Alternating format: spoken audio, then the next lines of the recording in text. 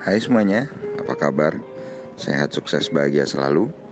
Jangan lupa subscribe, like, dan bagikan channel ini. Berikan komentar Anda agar kami semakin bersemangat untuk memberikan konten-konten terbaik untuk Anda.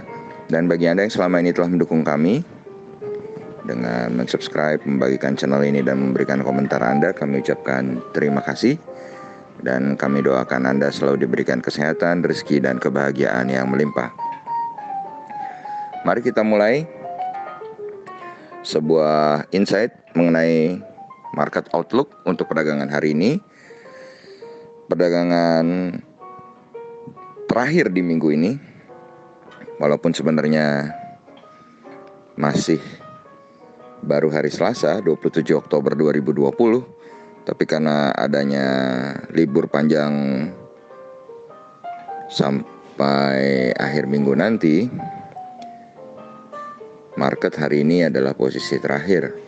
Dan tentu saja dengan market posisi terakhir akan ada sebagian orang yang mengamankan posisi dengan mengambil posisi jual. Dan kalau kita lihat dari market Amerika sendiri maupun market Eropa, tadi malam market Amerika dan Eropa kompak memerah cukup tebal ya, dengan berbagai tekanan, mulai dari perang Azerbaijan, kemudian meledaknya angka kasus virus corona, kasus barunya, dan sampai ke masih buntunya urusan fiskal stimulus di Amerika. Jadi berbagai macam krisis ini akhirnya memicu baik di Eropa maupun Amerika terjadi penurunan yang cukup dalam.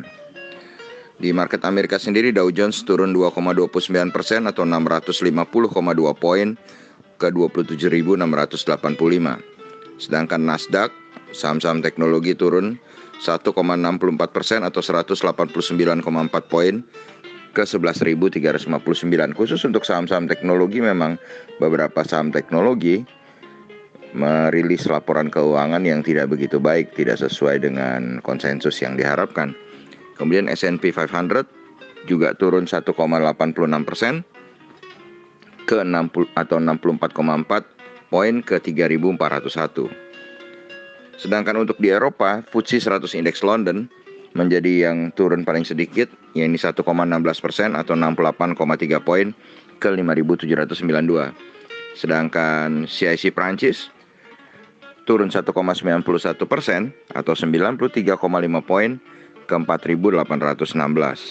Sedangkan GDXI atau Xetra DAX Frankfurt yang memang selama ini menjadi indeks yang paling tinggi di antara indeks-indeks lainnya di dataran Eropa, mengalami penurunan yang paling dalam.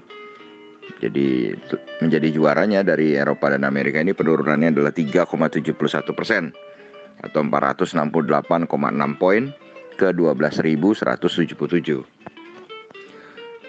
Dan kalau kita lihat dolar indeks atau DXY menguat 0,32% atau 0,295 poin ke 93.063 poin. Dan kurs rupiah sendiri pagi ini dibuka di 14.650. Kemudian TLKM NYSE atau saham telekomunikasi Indonesia atau PT Telkom yang diperdagangkan di New York Stock Exchange atau di Amerika melemah lagi 0,67% atau 0,12 poin ke 17,92, atau kalau dirupiahkan adalah 2.660. Sedangkan EIDO atau ETF Indonesia yang diperdagangkan di Amerika atau 31 saham Indonesia yang diperdagangkan di Amerika dalam bentuk ETF atau sejenis reksadana, di mana Anda bisa googling, lihat saham-saham apa saja yang ada di dalam EIDO, itu mengalami penurunan 0,06 poin atau 0,32% ke 18,84. Ini tentu akan menjadi satu-satunya angin positif ya, angin segar buat kita di hari ini. Kenapa? Karena dikala market Amerika dan Eropa turunnya dalam-dalam sekali, di atas 1%, EIDO hanya turun tipis 0,32. Kemudian kalau kita lihat dari minyak atau WTI oil mengalami penurunan 1,25 poin atau 3,14% ke 38,60. Kemudian emas melemah 0,7 poin atau 0,04% ke 1904,50 US dollar per troy ounce. Timah melemah cukup dalam 2,02% atau 372,5 poin ke 18.040. Sedangkan nikel menguat tipis 0,02% atau 2,5 poin ke 15.610. Sedangkan batu bara Newcastle pada hari ini menguat 0,95% atau 0,55 poin ke 58,55 untuk kontrak bulan November, di mana kontrak bulan Oktober batu bara Newcastle tidak mengalami perubahan, yaitu tetap di 58. Juga untuk batu bara Rotterdam di bulan Oktober tidak mengalami perubahan, tetap di 56,70. Sedangkan untuk kontrak bulan November batu bara Rotterdam mengalami penurunan 1,33% atau 0,75 poin ke 55,75. Anda bisa googling untuk melihat harga future batu bara. Jadi Anda bisa lihat kira-kira harga future batu bara itu lebih tinggi atau lebih rendah dari yang sekarang untuk memprediksi kemana arah batu bara ke depan.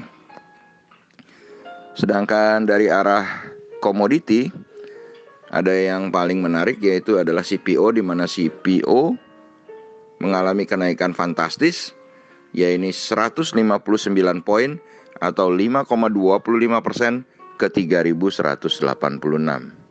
Jadi CPO betul-betul harus kita perhatikan karena mengalami kenaikan 5%. Jadi Anda bisa perhatikan saham-saham CPO. Tetapi apabila indeks harga saham gabungan atau IHSG hari ini tertekan dalam, maka tentu kenaikan CPO ini juga akan terhambat. Tapi bila indeksnya cukup smooth, maka saham-saham CPO ini kemungkinan kita bisa perhatikan mana yang disertai volume untuk melakukan trading pendek. Sedangkan kalau kita pindah dari bursa regional Asia indeks Nikkei 225 Jepang hari ini dibuka melemah 0,65% atau 152,84 poin ke 23.341,50. Sedangkan S&P ASX 200 Sydney, indeks dari negara Australia ini mengalami pelemahan 1,23% atau 75,8 poin ke 6.079,80.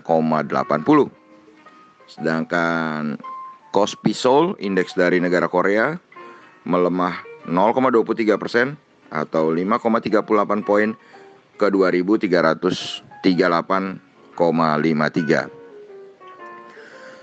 Dan demikianlah summary dari apa yang bisa kita lihat dari pembukaan market Asia, penutupan market Eropa, Amerika, dan juga dari bursa komoditi.